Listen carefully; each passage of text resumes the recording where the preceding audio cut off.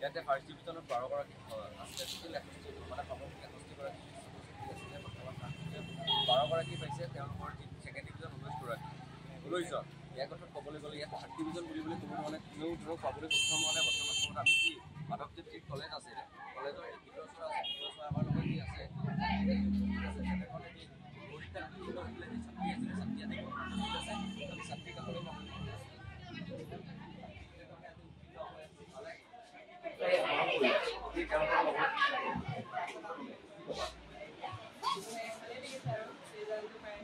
প্ৰস্তুতি কি ধৰণে চলাইছিলে?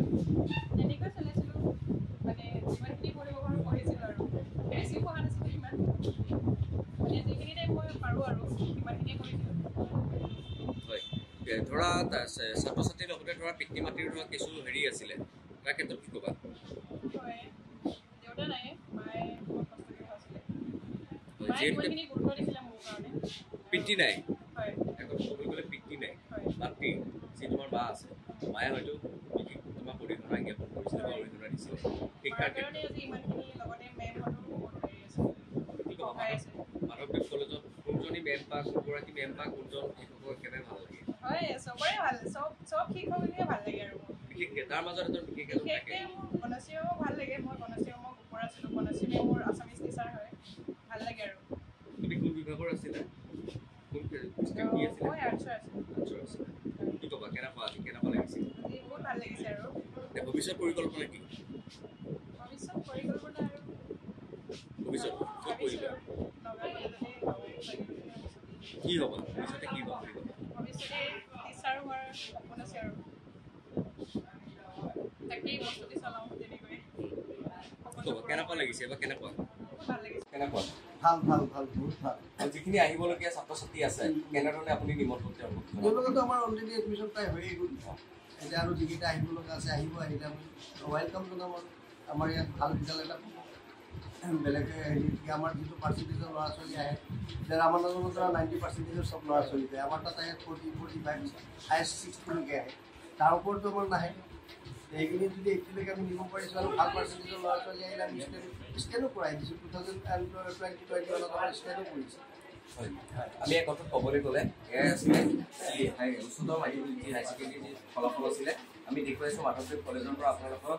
এক কথাত ক'বলৈ গ'লে মাধৱদেৱ কলেজৰ যি ধৰক উত্তীৰ্ণ যি হাৰ এক কথাত ক'বলৈ গ'লে দিনতকৈ মানে পূৰ্বতকৈ তেওঁলোকৰ যি উত্তীৰ্ণ হাৰ বাঢ়ি আহিছে। যি ফাৰ্ষ্ট ডিভিজন আছে 12গৰাকী, ছেকেণ্ড ডিভিজন আছে 19গৰাকী। এক কথাত ক'বলৈ গ'লে থাৰ্ড ডিভিজন বা তৃতীয় বিভাগত বুলি ইয়াত কোনো নাই। এক কথাত ক'বলৈ গ'লে যি শিক্ষাৰ অৱদান বা শিক্ষা যি আছিলে শিক্ষাৰ ক্ষেত্ৰতে এয়া সম্ভৱপৰ হৈ পৰিছে। এয়া শিক্ষা কেৱল মাধৱদেৱ ধৰক শিক্ষকসকল আছে, শিক্ষাগুৰুসকল আছে, তেওঁলোকৰ বাবে এইখিনি সম্ভৱপৰ হৈ পৰিছে। ছাৰ, এটা মোৰ পুত্ৰ এটা প্ৰশ্ন, মাধৱদেৱ যি কলেজ আছে বুলি আছে, আগতে GFS এটা নাম আছিলে। এইটো আমাৰ টিউশ্যন চেণ্টাৰ আছিল, নিউ GFS ষ্টাডি চেণ্টাৰ বুলি আছিল। আমাৰ এই ষ্টাডি চেণ্টাৰৰ পৰাই কলেজখন আছিল। তাৰপিছত আমাৰ ৰেজিষ্ট্ৰেশ্যনৰ অসুবিধাৰ কাৰণে আমি মাধৱদেৱ কলেজখনৰ লগত আমি একত্ৰিত হৈ গৈছিলোঁ GFS কলেজখন। কি ক'ব, কেনেকুৱা ধৰক GFSৰ পৰা মাধৱদেৱ কলেজলৈ হস্তান্তৰ কৰা হ'ল বা নামাকৰণ এটা কৰা হ'ল? মাধৱদেৱ মানে আমাৰ একচুৱেলি ৰেজিষ্ট্ৰেশ্যন কৰা আছিল। ছাৰজনৰ চাকৰি ডিগ্ৰী কলেজত চাকৰি হৈ যোৱাৰ কাৰণে ছাৰে চলাবলৈ অকণ অসুবিধা পাইছিল। তাৰপিছত মোৰ লগত বুজাবুজি কৰি মোৰ হাতত হস্তান্তৰ কৰি দিছিল। যিহেতুকে আজি যি আমাৰ যি আছে মানাসী শইকীয়া আছে, বাইদেউ আজি উপস্থিত নাই।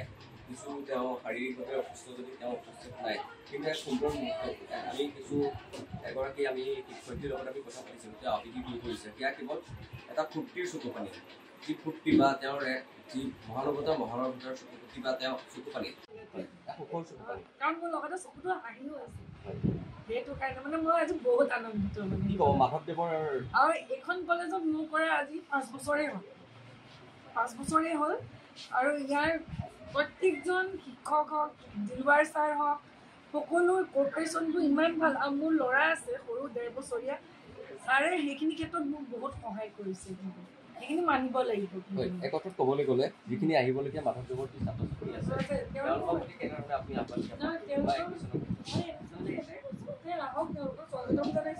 তেওঁলোকৰ যি অসুবিধা থাকে, কাৰণ মই ইহঁতকো কৈছে যে মই তোমালোকৰ শিক্ষক নহয়, এজন বন্ধু বুলি কৈছোঁ। কাৰণ আমি এখাৰ পাইছোঁ যে শিক্ষকজন সদায় এজন পথ প্ৰদৰ্শক বন্ধু হ'বই লাগিব কাৰণ যদি আমি বন্ধু নহয় শিক্ষক হওঁ সিহঁতে তেওঁলোকৰ মনৰ যি কঠিনতাখিনি আমাৰ লগত কেতিয়াও শ্বেয়াৰ কৰিব নোৱাৰিব যদি মই বন্ধু হিচাপে সিহঁতৰ লগত সিহঁতৰ প্ৰব্লেমখিনি ডিছকাছ কৰোঁ তেতিয়াহে সিহঁতে ছল্ভ কৰিব পাৰিব সেইকাৰণে সিহঁতক বন্ধুৰ লগত থাকি সিহঁতে আগন্তুক যাতে আগুৱাই যোৱাত সহায় হয় তাৰ প্ৰতি মানে মই অকণমান কৰিম আমি দেখুৱাই আছোঁ প্ৰাচীন অসমৰ প্ৰতিগৰাকী লোককো আমি পোনপটীয়াভাৱে যি আজি হাই ছেকেণ্ডেৰী যি উচ্চতৰ মাধ্যমিকৰ যি ৰিজাল্ট দিছে আমি পোনপটীয়াভাৱে দেখুৱাই আছোঁ যি ভৱিষ্যত প্ৰজন্মৰ যি একাংশ যি ছাত্ৰ ছাত্ৰী আছে আমি ছাৰৰ ফালে আহিম আমি ছাৰৰ পৰা জানিম একাংশ যি ভাষ্য আছে আমি ছাৰৰ পৰা জানিম ছাৰে কেনেধৰণে এইবাৰ কি বা তেওঁ কেনেধৰণে আগবঢ়াইছিলে শিক্ষা অৱদান বা তেওঁ কেনেধৰণে কেৰিয়াৰ আগবঢ়াইছিলে ছাত্ৰ ছাত্ৰীক গৌৰৱৰ এটা মুহূৰ্ত হয় এই মুহূৰ্তত ভালেই লাগিছে 47 ছোৱালী আমাৰ এতিয়ালৈকে আহিছে আৰু ইয়াত কি হ'ব 30 বুলি ইয়াত মই বহুত সুখী আৰু এজনেও পাইছে মোৰ ছাবজেক্টৰ লেটাৰ তাই যিখিনি কষ্ট কৰিছে তাৰ ফল আজি তাই পাইছে আজি গৌৰৱান্বিত মই গৌৰৱান্বিত কাৰণ মই এবছৰ ড্ৰপ দিছিলোঁ মোৰ মেটাৰনিটি আনি তাৰপিছত সিহঁতৰ আধাতে পালোঁ মই আধাতে পাই পেলাই এনেকুৱা ভাল লাগিছে ইহঁতৰ কপাৰেশ্যনটো দেখি আৰু তাই মানে মোৰ আৰম্ভণিৰ পৰাই কৈছে যে মেম মই আপোনাৰ ছাবজেক্টত লেটাৰ আনিম তাই আজি তাইৰ কথা ৰাখিম এই ক্ষেত্ৰত আপুনি গৌৰৱ অনুভৱ কৰিছে মই বহুত গৌৰৱ অনুভৱ কৰিছোঁ কাৰণ মই ইমান এবছৰ গেপ দিয়াৰ পিছত যে ইহঁতৰ এইটো ৰিজাল্ট পাইছোঁ মই বহুত ভাল পাইছোঁ আজি তাৰমানে কি ক'ব যিখিনি আৰু মানে এতিয়া চকু পানীও চকু এই কথাত ক'বলৈ গ'লে যি বাইদেউ আছিলে যে যাৰ ধৰণে শিক্ষা গ্ৰহণ কৰিছিলে যি বাইদেউ আছে বাইদেউৰ চকু পানী নিগৰি আহিছে চকু পানী ওলাই পৰিছে এই কথাত ক'বলৈ গ'লে বাইদেৱে এমাহ মানে এবছৰে তেওঁ গেছ দিছিলে মানে তেওঁ শিক্ষাৰ লগত তেওঁ যদি জড়িত নাছিলে তাৰপিছত আহি আকৌ তেওঁ শিক্ষা অৱদান আগবঢ়াইছিলে কি ক'ব যিখিনি ফাৰ্ষ্ট ইয়েৰৰ ষ্টুডেণ্ট আছে কি ক'ব যিখিনি এতিয়া আগন্তুক যিখিনি অহা বছৰ ফাইনেল দিব সিহঁতক মই এটাই কৈছোঁ যে তোমালোকে ভালকৈ পঢ়ি পেলাই পঢ়া লাইনটোত যাতে হেমাহি নকৰিবা মোবাইলটো কৈছোঁ যে বাদ দিয়া কাৰণ মোবাইল পাছ কৰাৰ পিছতো চুব পাৰিব সেইকাৰণে পঢ়াত গুৰুত্ব দিয়া তাৰ ফল এদিন নহয় এদিন পাবাই আজি চকুৰ পানী এক কথাত ক'বলৈ গ'লে দুখৰ নহয় এইটো মোৰ দুখৰ চকুৰ চকু পানী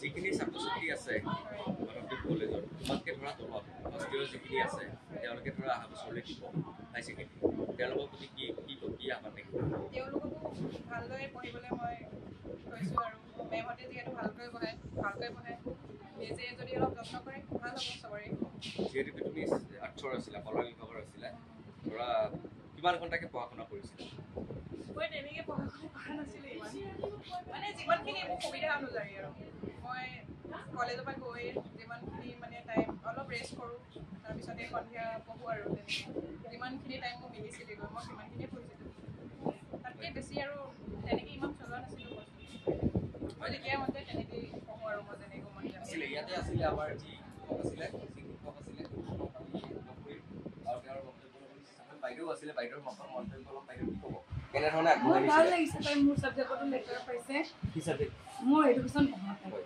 শিক্ষা বিভাগত শিক্ষা বিভাগটো পঢ়াওঁ নাই তাই মোক কৈছিলে যে